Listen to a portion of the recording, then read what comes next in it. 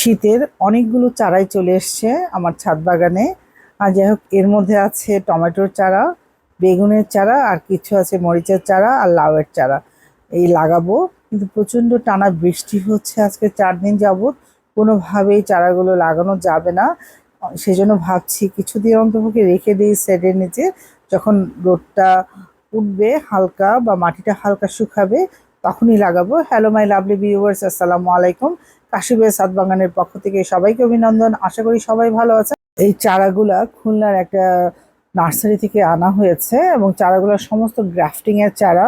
Tomato চারা যেগুলো আছে সেই বেগুনের চারার মধ্যে গ্রাফটিং করা এবং খুবই সহনশীল। পানিতে এই মুহূর্তে লাগালেও সেই চারাগুলা পচবে না বা গোড়া পচবে না, এরকম একটা সহনশীল জাত নির্বাচন করে গ্রাফটিং করা টমেটোর চারাগুলো। সেটা জেনেই আমি চারাগুলো কালেক্ট করেছি। ছাদ বাগানে কেমন ফলন দিবে সেটা আমি অবশ্যই শেয়ার করব। আমি আমার ছাদ বাগানে অলরেডি চলে এসেছি, এটা পরের দিন সকালের ভিডিও। এখন বাজে সকাল 9টা। প্রচণ্ড বেগে বৃষ্টি হচ্ছে থেমে থেমে। যখন বৃষ্টি থেমেছে তখনই সেই মুহূর্তে আমি ছাদে উঠেছি। পুরো ছাদটা আমার সবুজে ঘেরা, একেবারে প্রাণবন্ত জ্বলজ্বল করছে। এটা আমার ঝিঙে গাছ, বর্ষার ঝিঙে গাছ। খুব সুন্দর হয়েছে এবং সুন্দরভাবে মাচায় উঠে যাচ্ছে। কিছু কিছু ডগা নিচের দিকে ঝুলে যাচ্ছে, সেগুলো আবার সুন্দর করে সেট করে দিচ্ছি। যাই হোক ভিউয়ার্স বন্ধুরা, আমার বাগানটা আসলেই খুব সুন্দর লাগছে। একেবারেই কোনো পাতায় কোনো ময়লা নেই, কোনো ধুলো নাই, একেবারেই সবুজ প্রাণবন্ত। আজ প্রায় 6 দিন পর আমি আমার ছাদ বাগানে উঠেছি এবং বাগানটা এতটাই স্নিগ্ধ সবুজ, পরানটা জুড়িয়ে গেল। এখন বৃষ্টি নেই, হালকা বৃষ্টি। এইদিকে তো আমার ঝিঙে গাছ রয়েছে। আর এই যে টব 3টে সারিবদ্ধভাবে লাগানো, একটার মধ্যে সব চন্দ্রমল্লিকা ফুটে আছে হলুদ কালারে, কি সুন্দর।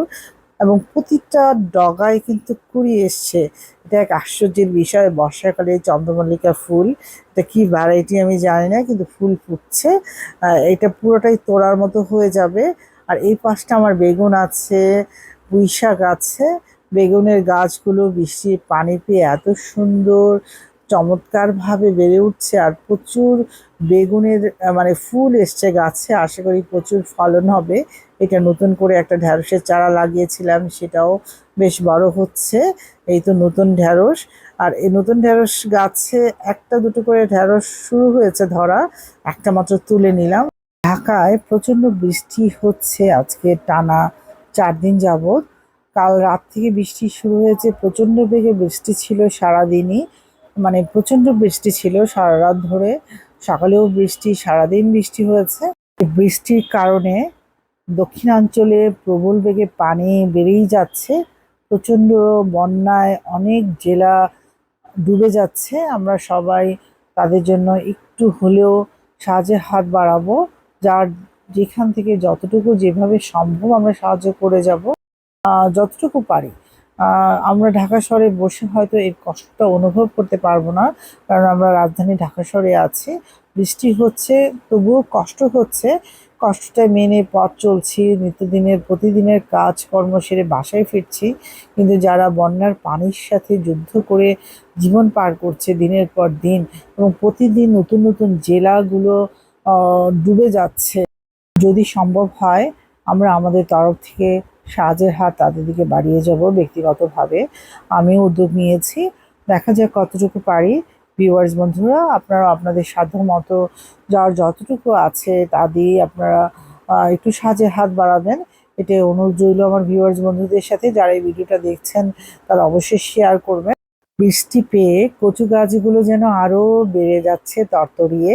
কচু বাগানের দিকে চলে এলাম, এসে দেখে এই পাশে একটা পুরো কুমড়োর ডগা ঝুলে আছে, সেটা কচুর বেডের দিকে দিয়ে দিলাম। কিন্তু বেশ কিছু শিকড় দেখলাম, শিকড়গুলো যাতে মাটিটা স্পর্শ করে, ওখান থেকে নিউট্রিশন পাবে, সেই জন্য কচুর বেডটাতে আমি ডালটা দিয়ে দিলাম।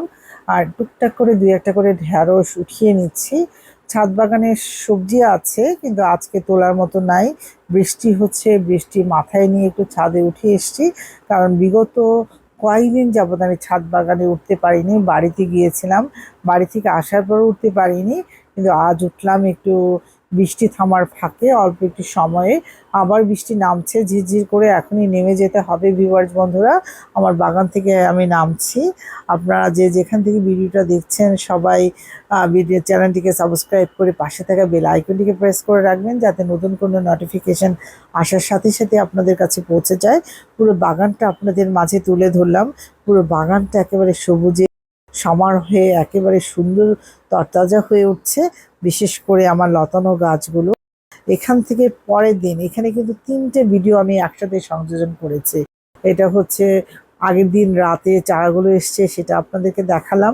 পরের দিন সকালে আমার বাগানের ভিউটা দেখালাম। এই দিনই বিকেলবেলা আমি আমার ভাইয়ের ছাদ বাগানে চলে এসেছি উত্তরাতে। তার বাগানেও অনেক প্রচুর সবজি আছে, সেখান থেকে আমি কিছু কলমি শাক হারভেস্ট করছি এই মুহূর্তে। পাশে ডাঁটা শাক আছে, পুঁই শাক আছে, মরিচ আছে, অন্য অন্য সবজি আছে, ঢেঁড়স আছে, আম আছে। যাই হোক, আমি শুধুমাত্র কলমি শাক একটু নিয়ে বাসায় চলে আসবো। আমার ভাইয়ের ছাদ বাগানটাও আপনাদের সাথে একটু শেয়ার করলাম। যাই হোক, আমরা সবাই কম বেশি একটু চাষাবাদ করার মন মানসিকতা রাখি। একটু মাটি পেলে আমরা 2-3টে চারা লাগিয়ে দিই। এই তো ছাদ বাগানটা দেখেন কি সুন্দর। এই পাশে পুঁই শাক, কারণ পুঁই শাক আমি নিব না, আমার বাগানে প্রচুর পুঁই শাক আছে, সেই জন্য কিছু কলমি শাক উঠালাম ভাইয়ের ছাদ বাগান থেকে। ভিউয়ার্স বন্ধুরা, কেমন লাগলো আজকের ভিডিওটা অবশ্যই কমেন্টে লিখে জানাবেন, আর বেশি বেশি করে শেয়ার করবেন। ভাইয়ের বাগান থেকে কলমি শাক নিলাম, আর কিছু পাকা মরিচ দেখেছিলাম, বীজের জন্য নিলাম কয়েকটা পাকা মরিচ। আর পেঁপে কি সুন্দর হয়েছে, 2টো পেঁপে ছিঁড়ে নিলাম। এই তো আজকে আমার ভাইয়ের ছাদ বাগান থেকে আজকের এই বাজার। কেমন লাগলো সবাই কমেন্টে জানাবে। আর আজ এই পর্যন্তই। সবাই ভালো থাকবেন। পরবর্তী ভিডিও নিয়ে অচিরেই আপনাদের মাঝে চলে আসব। এই পুরো বাগানটা হচ্ছে আমার ভাইয়ের। পুরো বাগানটা দেখিয়ে দিলাম। বড় বড় ড্রামে আছে হচ্ছে আম গাছ, ও আম গাছে প্রিয়। এই হচ্ছে পেঁপে গাছ, কি সুন্দর পেঁপে ধরে আছে। পেঁপে গাছের গোড়ায় আছে পুঁই শাক, কলমি শাক। এখান থেকে 2টো পেঁপে নিব। যাই হোক, আজ এই পর্যন্তই। সবাই ভালো থাকবেন।